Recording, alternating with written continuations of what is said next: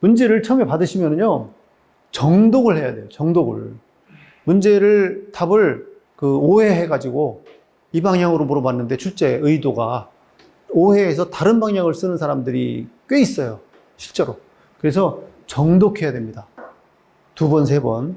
그리고서 질문의 핵심과 이게 지금 뭘 물어보는 거냐.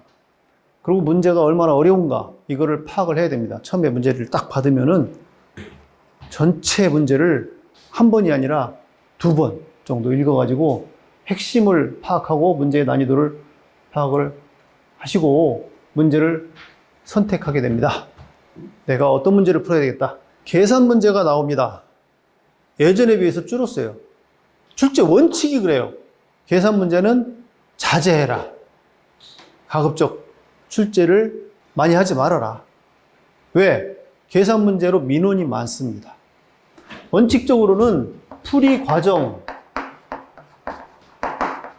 답이 맞으면은 25점을 줘야 돼요.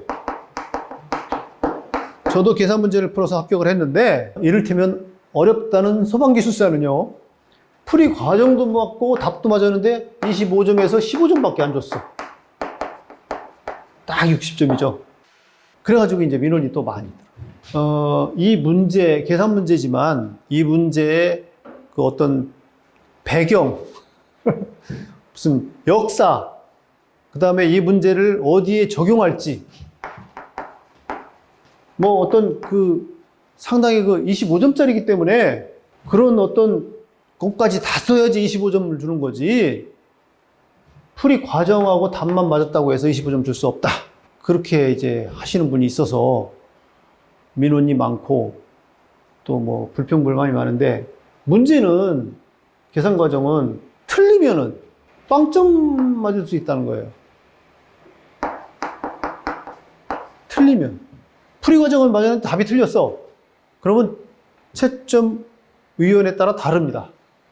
빵점 줄 수도 있고 답을 적당한 점수를 줄 수도 있어요. 그렇지만 낮은 점수밖에 못 받아요. 어찌됐든 틀리면은. 그래서 계산 문제를 선택하기가 망설여지는 겁니다. 내가 이 계산 문제 잘 알아. 확실히 풀 수 있고 검산까지 할 수 있어. 이 답이 맞는지 틀린지. 134회 소방기술사에 어려운 문제가 아닌데, 물이 이제 위에 수조에서 뭐 이렇게 떨어지는 문제, 물이 뭐 관에서, 그래서 뭐 최대 수량 뭐 이렇게 계산하는 문제인데, 베르누이 정리로 뭐 어려운 문제 아니거든요. 그런데도 불구하고 여러 학원에서 풀이를 답을 만들어서 설명을 해줬는데 학원마다 다 틀린 거예요. 답이 맞는 학원이 전국에 여러 군데에서 딱 한 군데밖에 없었어요. 모범 답안에 일치하는 답이. 그만큼 함정이 있을 수도 있고, 그만큼 생각보다 어려울 수도 있다 이거죠. 그래서 신중하게 선택을 해라. 내가 이 문제를 될까 안 될까 뭐 대충 아는데 이거 될 것 같아, 아니면 뭐 그러면은 선택 안 하는 것도 방법이다 이거죠. 신중하게 해라. 문제 우선순위 결정 및 시간 배정인데, 아까 설명드렸다시피 문제 선택할 때요, 잘하는 문제 당연히 선택해야죠.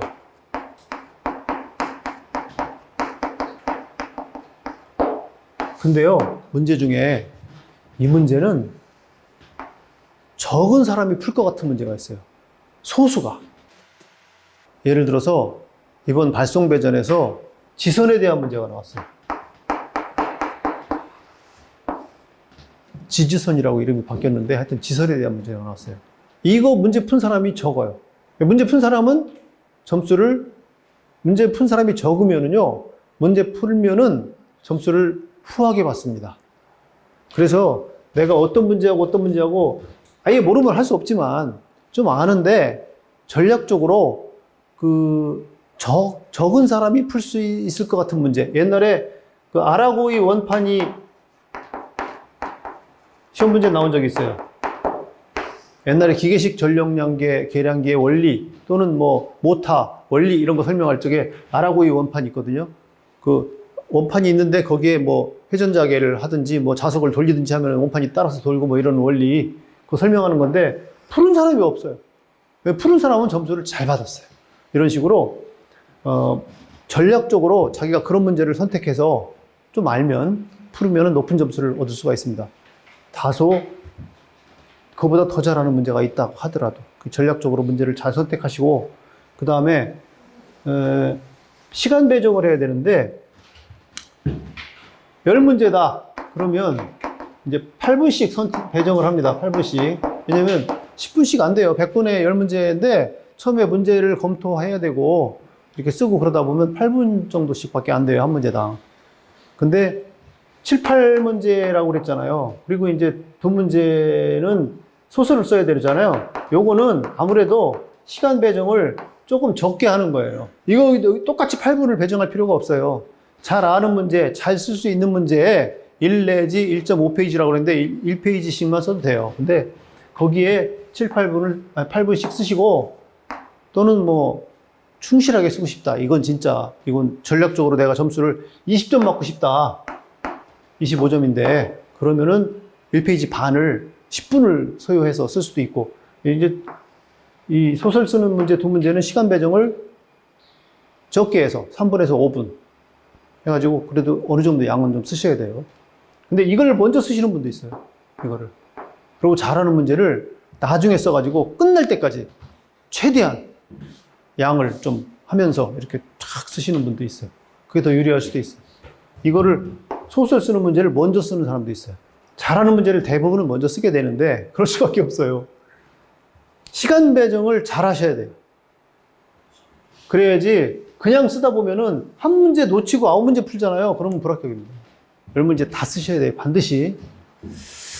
문제 우선순위 결정 및 시간 배정하고 나서 문제는 요약해서 한두 줄로 쓰라는 건 문제를 다 쓸 필요 없다는 거예요. 그대로. 뭐 다 써도, 글씨가 빠른 사람은 다 써도 돼요. 그렇지만 굳이 그럴 필요 없다. 그럼 답안 분량인데 10점은 한쪽 이상이에요. 한쪽 이상. 예를 들어서 10점 문제를 답안지 제가 드렸는데 이게 뭐 양이 많지가 않아요. 글씨를 좀 크게 쓰고 이렇게 하다 보면은 뭐 금방 한 장이 다 써져요. 근데 한 번 문제를 문제 쓰고 답하고 한 칸 띄고 뭐 어쩌고 하면 이게 금방 한데 반쪽 썼어. 이 사람은 답을. 그러면 아무리 압축해서 엑기스만 키워드만 기가 막힌 답안을 작성했어도 높은 점수를 줄 수가 없습니다. 일부 기술사 답안 채점 지침에는요, 답안의 양을 비중 있게 이렇게 하도록 돼 있는 것도 있어요. 그래서 양이 중요합니다. 그래서 저도 하여튼 이 채점하는 사람이 양이 일단 어느 정도 돼야 점수를 드리지, 양이 적으면 높은 점수를 받기 힘들다는 거죠. 그래서 1쪽 이상, 25점은 2.5쪽에서 3쪽 해야 높은 점수를 받을 수 있다. 그러니까 시간이 부족해요. 100분이 긴 것 같은데 금방 지나갑니다.